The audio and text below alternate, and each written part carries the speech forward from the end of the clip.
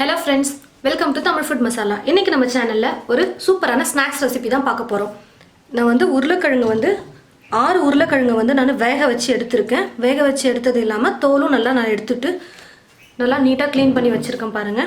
இப்போ இந்த 6 உருளைக்கிழங்கையும் நான் நல்லா மசிச்சுக்கிறேன். மிளகாய் பொடி வந்து நான் 1/2 டீஸ்பூன் எடுத்துர்க்கேன். அதை ஆட் பண்ணிடுறேன். கரம் மசாலா 1/2 ஸ்பூன். கொஞ்சமாக சீரகத்தூள் ஆட் பண்ணிடுறேன். பச்சை மிளகாய் பொடியை கட் பண்ணி வச்சுருக்கேன். 2 பச்சை மிளகாய் எடுத்துருக்கேன், 2 ஆட் பண்ணிக்கிறேன். கிட்ஸ் எல்லாம் சாப்பிட்றதா இருந்தால் பச்சை மிளகாய் வந்து நீங்கள் 1 ஆட் பண்ணிக்கோங்க. கொத்தமல்லி கொஞ்சம் கட் பண்ணி எடுத்து வச்சுருக்கேன், அதையும் ஆட் பண்ணிடுறேன். கொத்தமல்லி நிறைய போட்டோம்னா நல்லா ஃப்ளேவர் கொடுக்கும், சூப்பராக இருக்கும் சாப்பிட்றதுக்கு. உப்பு தேவையான அளவுக்கு ஆட் பண்ணிக்கிறேன். இப்போ இது எல்லாத்தையும் சேர்த்து நம்ம நல்லா மிக்ஸ் பண்ணி விட்டுடலாம். பச்சை மிளகாய் வந்து ரொம்ப நல்லா பொடியாக கட் பண்ணிக்கோங்க. அப்போ தான் சின்னவங்கலேருந்து பெரியவங்க வரைக்கும் எடுத்து போடாமல் அவங்களுக்கு காரம் தெரியாமல் இருக்கும் சாப்பிடும்பொழுது. குட்டி குட்டியாக போட்டால் எடுத்து போட வேண்டிய அவசியம் இல்லை. 3 முட்டை வந்து நான் வந்து வேக வச்சு எடுத்து வச்சுருக்கேன். இப்போ வந்து முட்டையை வந்து நம்ம ஃபஸ்ட்டு கட் பண்ணி எடுத்துக்கலாம். இது போல் நூல் வச்சு நீங்கள் கட் பண்ணிங்கன்னா ரொம்ப ஈஸியாக கட் பண்ணலாம். அதாவது முட்டை உடையாமல் எடுக்கலாம். பாருங்கள், இப்போ இதை திரும்பவும் நம்ம இன்னொரு கட் பண்ணிக்கலாம்.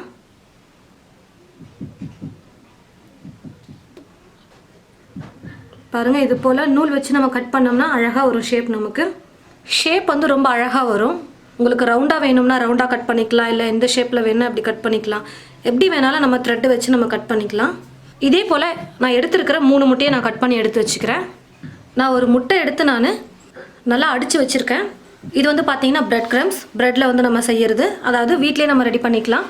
ஒரு 3 பீஸ் 4 பீஸ் ப்ரெட்டை வந்து நீங்கள் கட் பண்ணி மிக்சியில் போட்டு நீங்கள் கொஞ்சம் பொடியை அரைச்சிட்டு அதுக்கப்புறம் கடாயில் நம்ம பொடி பண்ண இந்த பிரெட் பவுடரை போட்டு நல்லா வறுத்துட்டிங்கன்னா பிரெட் க்ரம்ஸ் வந்து ரெடி ஆகிடும். ரொம்ப ஈஸி தான், அதை நம்ம வீட்டிலே செஞ்சிடலாம். நான் இப்போ வந்து பிரெட் க்ரம்ஸும் ரெடி பண்ணி வச்சுருக்கேன். இப்போ நம்ம மிக்ஸ் பண்ணி வச்சுருக்கிற உருளைக்கிழங்கு வந்து நம்ம வந்து கொஞ்சம் எடுத்து உருண்டை பண்ணி நம்ம இப்படி நல்லா தட்டிக்கோங்க. ஏன்னா நம்ம வேக வச்சு எடுத்துருக்கிற முட்டையை உள்ளே வந்து நம்ம ஸ்டஃப் பண்ண போகிறோம். அதனால் இது வந்து கொஞ்சம் நல்லா தட்டி எடுத்துக்கோங்க. கட் பண்ணி எடுத்து வச்சுருக்கிற முட்டையை உள்ளே வச்சு நம்ம ஃபுல்லாக ரோல் பண்ணி ஸ்டஃப் பண்ணிடணும்.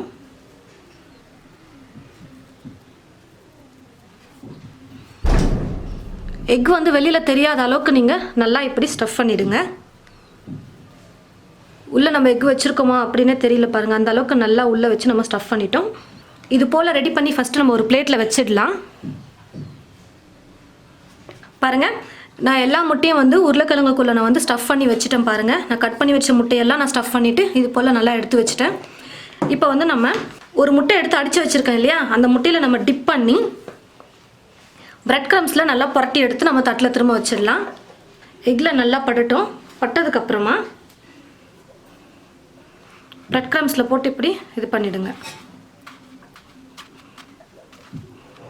அவ்வளோதான். பாருங்கள், இதே போல் நம்ம எல்லாத்தையுமே நம்ம ரெடி பண்ணிடலாம்.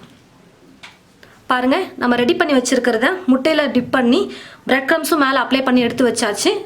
நான் ஸ்டவ் மேலே ஒரு கடாய் வச்சுட்டு கடாயில் எண்ணெயை ஊற்றி வச்சுருக்கேன். ஏன்னா நம்ம ரெடி பண்ணியிருக்கிற பொட்டேட்டோ ஸ்டஃப்டு எக் ஃப்ரை வந்து நம்ம பொரிச்சு எடுக்கணும். அதுக்காக எண்ணெய் ஊற்றி வச்சுருக்கேன். எண்ணெய் நல்லா சூடேறட்டும். எண்ணெய் நல்லா காஞ்சதுக்கப்புறமா நம்ம மீடியம் ஃப்ளேமில் வச்சுக்கணும். ஏன்னா மிதமான சூட்டில் பொரிஞ்சாதான் நல்லாயிருக்கும் சாப்பிட்றதுக்கு. கலர் வந்து எல்லா பக்கமும் ஒரே கலரில் வரும். கொஞ்சம் லைட்டாக அப்படியே திருப்பி விடுங்க. நம்ம எல்லாமே வேக வச்சு எடுத்துருக்கிறதுனால ரொம்ப நேரம் குக் ஆக வேணாம். கொஞ்சம் நல்லா ப்ரௌனாக கலர் வந்ததும் நம்ம எடுத்துடலாம்.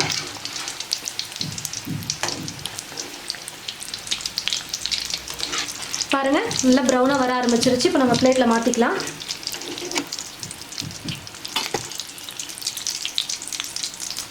மீதி இருக்கிறதே நம்ம எண்ணெயில் போட்டு பொரிச்சு எடுத்துடலாம்.